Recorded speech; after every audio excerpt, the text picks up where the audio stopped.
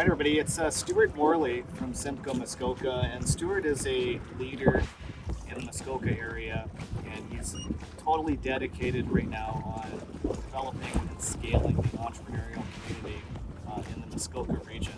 Stuart, welcome aboard today. Thank you. Can you tell us a little bit about your role in Muskoka? So, yes, certainly, Chris. So, we are running a non-profit funded by the federal government, Federal, and our objective is to help build businesses from Muskoka and Perry Sound area and to build relationships across the whole ecosystem, including our sister group in Simcoe County and the surrounding areas. So I'm really interested in what you're doing in a relatively small community. In the early days of Skip, the founders needed to move to a bigger place, ultimately moving to Winnipeg, and that was because there were things that were lacking for them: talent, investment, government infrastructure, and things like that. What are the challenges that you're finding in Muskoka right now? You're not going to pick up Muskoka and move it someplace closer to where more talent would be. But what are the challenges you're dealing with? So we bring investors, we bring tech companies to appreciate that you can live anywhere in the tech world, right? And we have the lifestyle, we have the fun. You can have the fun in the tech. And so it's not a case of moving the geography, the physical land. It's really moving minds. It's coming to the big city and showing people what they could experience. And it's not that hard pre-COVID to think of operating remotely.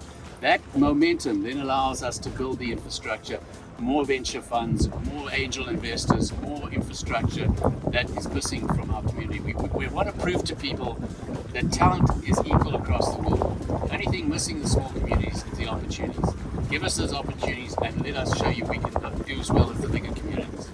Yeah, I think that's really interesting because ultimately, in the businesses that you're describing in our business, it's ultimately all about talent and access to talent. And the pandemic has changed all of that because people don't need to be sitting beside you anymore. They can be, 100,000 miles away, and that should fundamentally change your approach and the attraction of local businesses locating in your community. And also post-COVID, what's happening, people have been remote for so long, they want to be physically together. As they call it, they need social grooming. There's nothing like being on the same yacht with the same people. You can't do that on Zoom. You can't get that interaction, that trust.